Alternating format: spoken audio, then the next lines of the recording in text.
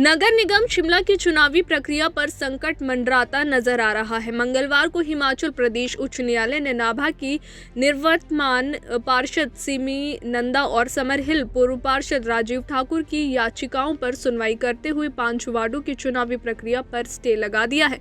हिमाचल प्रदेश उच्च न्यायालय ने जिलाधीश शिमला और मंडलायुक्त से डिलिमिटेशन और आरक्षण रोस्टर को लेकर भी जवाब तलब किया है। वहीं नगर निगम चुनाव के लिए पुनर्सीमांकन को लेकर मंडलायुक्त के फैसले को दोनों याचिकाकर्ताओं ने हिमाचल प्रदेश उच्च न्यायालय में चुनौती दी थी। इससे पहले जिलाधीश आदित्य नेगी ने दोनों याचिकाकर्ताओं की आपत्ति पर सुनवाई करते हुए उसे खारिज कर दिया था। इसके बाद डीसी के फैसले को मंडलायुक्त के पास चुनौती दी गई थी, लेकिन मंडलायुक्त ने भी दोनों याचिकाओं को खारिज कर दिया है। इसके बाद दोनों याचिकाकर्ताओं ने हिमाचल प्रदेश उच्च न्यायालय का दरवाजा खटखटाया। मंगलवार को मामले में सुनवाई की याचिका पर सुनवाई करते हुए हिमाचल प्रदेश उच्च न्यायालय ने 5 वार्डों में चुनावी प्रक्रिया पर लगाने का फैसला किया है। आपको बता दें कि इन दिनों शिमला नगर निगम प्रशासन चुनाव की तैयारियों में जुटा हुआ है।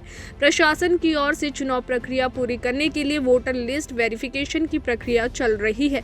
इससे पहले प्रशासन की ओर से शिमला नगर निगम में वार्डों की संख्या 36 से बढ़ाकर 41 की गई थी। पुनर्सीमांकन के दौरान कई वार्डों की सीमा घटाई और बढ़ाई गई थी। इसी पुनर्सीमांकन के खिलाफ नाभा वार्ड की निवर्तमान पार्षद सिमी नंदा और समरहिल वार्ड से पूर्व पार्षद राजीव ठाकुर ने याचिका दर्ज की थी। देखिए, जो हाईकोर्ट ने जो स्टे है वो आपत्तियों का जो निवारण किया था उस पे, और जो अपील डिसमिस की थी उन दोनों फैसलों पे जो है हाईकोर्ट ने स्टे लगाया है।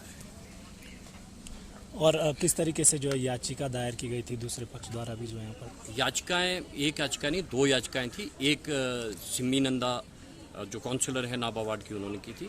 दूसरी याचिका राजीव ठाकुर हैं जो समरहिल वार्ड के पूर्व पार्षद हैं, उन्होंने की थी। ये 2 याचिकाएं थी और दोनों याचिकाओं में जो है उनका कहना ये था कि डीलिमिटेशन जो है आपने जो है प्रॉपर तरीके से नहीं की है। आपने एक्ट के जो नियम हैं और रूल्स के जो प्रावधान हैं आपने उनकी अवहेलना की है, क्योंकि नाभा वार्ड जो पहले ही छोटा वार्ड था उसमें से कुछ एरिया और निकाल दिए गए थे।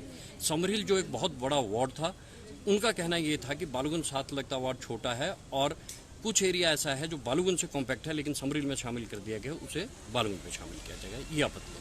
ये जो उच्च न्यायालय के आदेश है इसकी पालना करना जो है वो अधिकारियों का कर्तव्य है।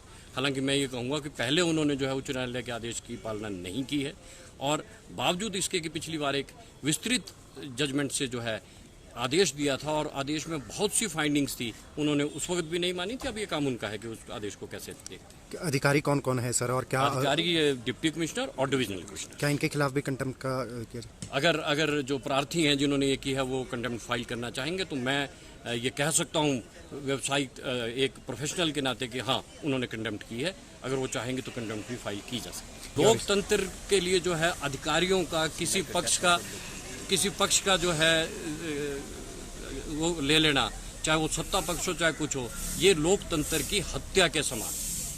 अगर इस तरह से अधिकारी काम करेंगे तो लोकतंत्र खत्म हो जाएगा, जो ऑलरेडी खतरे में है इस तरह के कामों से जो किया गया।